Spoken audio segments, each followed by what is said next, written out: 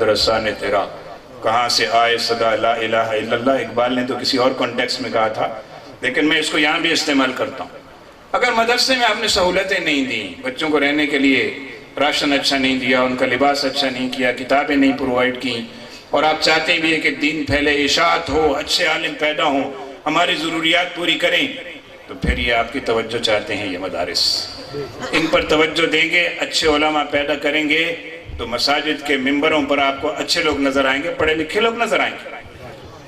عزیزان محترم، میں نے صرف ایک شعبے کی بات کی تھی کہ اگر آپ ڈھنگ سے پڑھیں، طریقے سے پڑھیں، تو صحافت کا میدان خالی ہے اور بڑے پیسے ملتے ہیں، اس میں بڑے پیسے ملتے ہیں۔ ہاں، میں نے ایک اخبار کے لیے مضمون لکھا اور میں نے اس کو لکھ کے بھیج دیا ایسے ہی، مجھے نہیں پتا تھی یہ پیسے دیں، اور اس کے بعد اس کا چیک چلا آیا۔ میں حیران ہو گئے دیکھ، میں نے کہا 25,000 روپے، یہ کس بات کے آگے تھے؟ میں نے پھر اوپر تلے اس کو نیچے پر کر کے دیکھا، ایک مضمون میں نے صرف انگریزی میں لکھ کے بھیجا تھا ایک بیرون ملک ایک اخبار کو، 25,000 روپے کا چیک آ گیا وہاں سے۔ اور ابھی حال ہی میں بحرین کا ایک ادارہ ہے جس کو IOFI کہتے ہیں، جو اسلامی بینکاری کے لیے قواعد و ضوابط تیار کرتا ہے شریعت کے۔ میں بحرین گیا تھا، وہاں ان سے میری میٹنگ ہوئی، ملاقات ہوئی۔ اس کے بعد انہوں نے مجھے کہا ہم آپ سے ایک کام لینا چاہتے ہیں۔ میں نے کہا جی بتائیں۔ کہا ہم نے جو شریعہ اسٹینڈرڈز بنائے ہیں اس کا ہم نے اردو ترجمہ کروایا، لیکن ہم کہتے ہیں کہ اس کو کوئی ریویو کر لے، اگر آپ اس کو ریویو کر دیں تو بڑا اچھا ہو جائے گا، یعنی نظر ثانی کر دیں اس پہ۔ میں نے کہا ٹھیک ہے میں کر دوں گا، اچھا کام ہے، نیکی کا کام ہے۔ میں نے اس پہ ریویو کرنا شروع کیا، پتہ چلا کہ جناب پیسے آنے لگ گئے وہاں سے۔ ایک شریعہ اسٹینڈرڈ جس کے 10 سے 12 پیج ہوں گے، کسی کے 15-16 پیج ہوں گے، 15,000 روپے ایک کے آنے لگ گئے جناب۔ اگر آپ کام کرنا جانتے ہیں، ترجمہ کرنا جانتے ہیں، لکھنا پڑھنا جانتے ہیں، تو صرف صحافت کا میدان نہیں، اور بھی ادارے آپ کے منتظر ہیں۔ میں ایک طالب علم ہوں نا، دینی مدرسے سے پڑھا ہوں، یونیورسٹی کی ایجوکیشن میں نے ساتھ ساتھ لی ہے پرائیویٹ، لیکن اصولاً تو میں مدرسے سے ہوں۔ میں نے اپنے پیر طریقت قبلہ عالم حضرت قبلہ باوجی رحمت اللہ تعالیٰ علیہ سے کریمہ کا سبق پہلا پڑھا تھا۔ آپ نے مجھے پڑھایا تھا کریمہ ببخشائے برحالمہ کہ ہست مسیر کمند ہوا۔ تو اس کے بعد پھر میں مدارس میں چلتا رہا، پڑھتا رہا، اور آپ دیکھیں کہ میں مدارس کا پڑھا ہوا آدمی ہوں، میں کوئی آسمان سے تو نہیں اترا، آپ کے بیچ کا آدمی ہوں، اور میں ایک شریعہ ایڈوائزر ہوں ایک بینک کا۔ پہلے میں UBL کا شریعہ ایڈوائزر تھا جب UBL نے اسلامی بینکنگ شروع کی تھی۔ یہ جو الامین آپ کو لکھا ہوا نظر آتا ہے نا، یہ ہماری اختراع ہے، الامین UBL۔ تو مجھے جب انہوں نے شریعہ ایڈوائزر رکھا تو 1.5 لاکھ روپے اس وقت مجھے دیتے تھے، آج سے 10 سال پہلے۔ اور اب میں اسٹیٹ بینک کے ساتھ کام کرتا ہوں، اسلامی بینکنگ کے حوالے سے سمٹ بینک کے ساتھ کرتا ہوں، پیسے ہی پیسے ملتے ہیں۔ تو پیسے آپ کا انتظار کر رہے ہیں، بہت سارے میدان خالی ہیں، کچھ نہ کریں، سمپل کمپوزنگ سیکھ لیں، کمپیوٹر کے اوپر اردو ٹائپنگ، انگریزی ٹائپنگ، یہ ایک ساتھ سیکھ لیں آپ اپنے درس نظامی کے ساتھ ساتھ کہیں بھی۔ جب آپ باہر نکلیں گے تو ہزاروں لوگ آپ کی تلاش میں، کوئی اچھا کمپوزنگ کرنے والا۔ مفتی صاحب آپ کتابوں کی کمپوزنگ کراتے ہیں، کتنی دشواری ہوتی، کوئی اچھا کمپوزر نہیں ملتا۔ یہ ایک ایڈیشنل بات ہے، یعنی کوئی بھی میدان ہو، طب کے میدان میں آ جائیں، آپ کسی اچھے طبیب کے پاس کچھ عرصہ لگا لیں اور اس کے بعد دیکھیں آپ ایک مطلب اپنا شروع کر دیں، جیسے ہمارے قدیم علماء کیا کرتے تھے۔ اس کے علاوہ، جرنلزم کے علاوہ، صحافت کے علاوہ، اب آپ آ جائیں ٹی وی کی طرف۔ ٹی وی والے پاگلوں کی طرح پیچھے پیچھے پھرتے ہیں، ہمارے ٹی وی میں آ جائیں، 1 پروگرام کر دیں، 2 پروگرام کر دیں، 4 پروگرام کر دیں۔ آپ دیکھتے نہیں ہیں کیوں ٹی وی میں لائن لگی ہوئی ہے؟ یہ کون ہے؟ مدارس کے تو پڑھے ہوئے ہیں۔ مفتی منیب الرحمن کہاں سے آئے؟ دارالعلوم سے آئے نا؟ ہاں، مفتی اکمل قادری صاحب کہاں سے ہیں؟ دارالعلوم سے آئے ہیں۔ مظفر شاہ صاحب ٹی وی پہ نظر آتے ہیں، کہاں سے ہیں؟ دارالعلوم سے آئے ہیں۔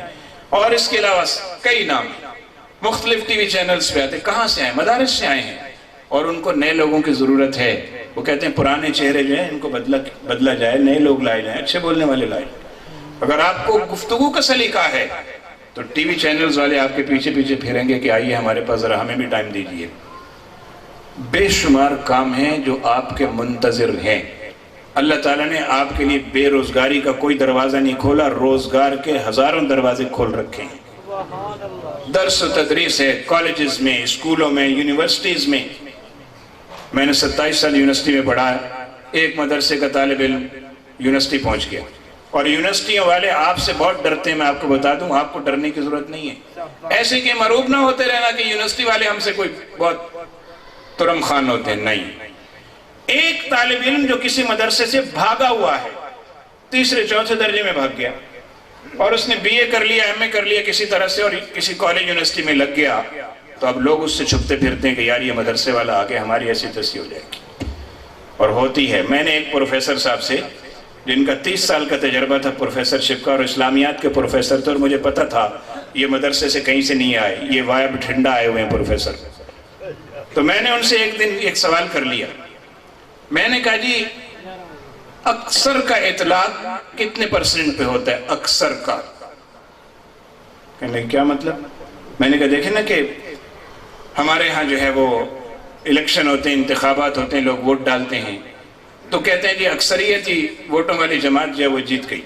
تو اکثر جو ہے یا اکثریت جو ہے، اس کا کوئی عدد تو ہوگا نا، کہ کہاں سے اکثر ہوگا؟ تو وہ پہلے تو ان کو سوال ہی سمجھ میں نہیں آیا۔ میں نے کہا میں آپ کو آسان کر دیتا ہوں کہ 50% ادھر ہوں 50% ادھر ہوں تو برابر ہے نا، دونوں میں سے کوئی اکثر نہیں ہے نا بھائی، 50% ادھر 50% ادھر برابر۔ میں نے کہا اگر ایک طرف 51% ہو جائیں اور ایک طرف ہوں 49%، تو اکثر کدھر ہوئے؟ کہنے لگے 51%۔ تو میں نے پھر کہا کہ اکثر کا عدد تو صرف ایک ہی ہوا، اس ایک کی وجہ سے وہاں اکثریت ہو گئی، ورنہ یہ 49% لوگ جو ہیں ان کی بھی تو کوئی حیثیت ہے، ان کا ووٹ ضائع ہو جاتا اور وہ کامیاب ہو جاتے ہیں جن کے 51% ہو گئے۔ تو وہ کہنے لگے آج تو آپ نے بڑا عجیب سا سوال پوچھ لیا مجھ سے۔ ہمارے جو پروفیسر ہیں نا یونیورسٹیوں کے، ان سے گھبرانے کی ضرورت نہیں، ان کو یہی نہیں پتا۔ میں نے کہا جمع کا اطلاق کتنے پر ہوتا ہے؟ کہنے لگے یہ کوئی بات ہے پوچھنے کی، ایک پلورل ہوتا ہے، ایک سنگولر ہوتا ہے، پلورل ہوتا ہے، جمع ہوتا ہے، مفرد۔ میں نے کہا مجھے انگریزی نہیں سنا، میں نے بھی پڑھی ہوئی ہے، مجھے یہ بتاؤ کہ اس کا اطلاق کتنے پر ہوتا ہے، جمع کا اطلاق؟ ہمارے مدرسے کا درجہ اولا کا آدمی بھی بتا دے گا کہ 3 پر جمع کا اطلاق ہوتا ہے، کیونکہ ہمارے یہاں کیا ہے؟ واحد، تثنیہ اور جمع۔ تو میں نے کہا 2 جمع نہیں ہوتے، 3 پہ جمع۔ کہنے نہیں 2 سے بھی جمع ہوتے ہیں۔ میں نے کہا 2 سے نہیں ہوتے جمع، 2 تو مثنیٰ ہے۔ تو بات یہ ہے کہ آپ کو گھبرانے کی بالکل ضرورت نہیں ہے، یونیورسٹیوں میں بھی آپ کے لیے میدان خالی ہے، بہت سارے اللہ تعالیٰ نے وسائل رزق آپ کے لیے پیدا کیے ہیں، کاروبار بھی آپ کر سکتے ہیں۔ اب آخری بات عرض کرتا ہوں تاکہ آپ کو یقین آ جائے، مدرسے کا طالب علم کہاں تک پہنچ سکتا ہے؟ وہ اقتدار اعلیٰ تک بھی پہنچ سکتا ہے۔ آپ دیکھیے ہمارے اکابر علماء سلطنت عثمانیہ ترکیہ میں بڑے بڑے مناصب پر فائز رہے، اور حال ہی میں آپ کا جو ڈپٹی چیئرمین سینٹ ہے اس کا نام آپ کو آتا ہے؟ آتا ہے نا، سنا ہوگا آپ نے۔ ڈپٹی چیئرمین سینٹ کون ہے؟ عبد الغفور حیدری۔ یہ کون ہے؟ یہ مدرسے کا ہی طالب علم ہے، اس کے پاس کون سی پی ایچ ڈی کی ڈگری ہے بھائی؟ تو ایک طالب علم ڈپٹی چیئرمین بھی ہو سکتا ہے، اور ایک حافظ قرآن صدر پاکستان بھی ہو سکتا ہے۔ ہوا نہیں ہے صدر پاکستان حافظ قرآن فاروق لغاری صاحب حافظ قرآن تھے۔ تو نہ حفظ آپ کو صدر پاکستان بننے سے روکتا ہے، نہ درس نظامی آپ کو ڈپٹی چیئرمین اور چیئرمین سینٹ بننے سے روکتا ہے۔ مولانا شیرانی صاحب اسلامی نظریاتی کونسل کے رکن رہے 6 سال، اور اس سے پہلے 4-5 سال ممبر رہے اس کے، تو وہ کیسے بن گئے؟ وہ بھی تو دینی مدرسے کے ایک طالب علم ہیں۔ تو آپ کے لیے میدان بڑا وسیع ہے۔ باتیں تو آپ سے بہت کچھ کرنی تھی، مفتی وزیر صاحب فرما رہے ہیں کہ بھئی اور بھی لوگ ہیں جنہوں نے گفتگو کرنی ہے، اور شاید آپ کی تلخ باتیں سن کے لوگ پریشان نہ ہو جائیں زیادہ، اس لیے کہتے ہیں کہ اب آپ جو ہے نا اپنا پاندان سمیٹ لیں تاکہ باقی لوگ جو ہیں وہ اپنی گفتگو کر سکیں۔ میں نے تو آپ کے لیے کافی چیزیں نوٹ کی تھی۔ یار زندہ صحبت باقی، پھر انشاءاللہ آپ سے کبھی ملاقات ہوگی، پھر تفصیل سے بات کریں گے۔ اللہ تبارک و تعالیٰ اس دارالعلوم کو، اس مدرسے کو شاد و آباد رکھے۔ میرے عزیز طلبہ کو اللہ تعالیٰ مزید استقامت عطا فرمائے۔ آپ یہ مت سمجھیں کہ آپ نے صرف مسجد کا امام بننا ہے، لیکن یہ ضرور سمجھیں کہ مسجد کا امام تو لازمی بننا ہے۔ یہ نہ سمجھیں کہ میں نے پڑھ کے مسجد کا مولوی بننا اور کیا کرنا، نہیں۔ آپ بہت کچھ کر سکتے ہیں، اللہ تعالیٰ نے بڑی صلاحیتیں آپ کو دی ہیں، لیکن مسجد اس لیے لازمی پکڑنی ہے کہ اس سے دین کی خدمت ہوگی، اس سے آپ کو اللہ تعالیٰ عزتیں سرفرازیاں دے گا۔ اسی مسجد نے مفتی منیب الرحمن کو رویت ہلال کمیٹی کا چیئرمین بنایا اور پورے ملک میں مشہور ہے، یہ نہیں؟ مسجد آج تک انہوں نے قائم رکھی ہوئی ہے فیڈرل بی ایریا میں۔ تو اس مسجد کا تو آپ نے ضرور رکھنا ہے معاملہ، کیونکہ یہ خدمت ہے، یہ اللہ تعالیٰ کو پسند ہے۔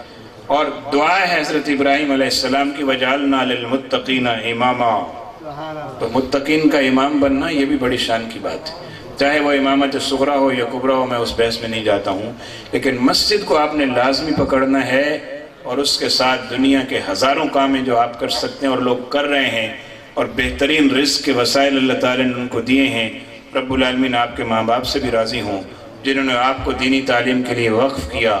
میں ان ماں باپ کو بھی خراج تحسین پیش کرتا ہوں جن کے بچے فارغ التحصیل ہو کر آج جن کو دستار فضیلت عطا کی جائے گی۔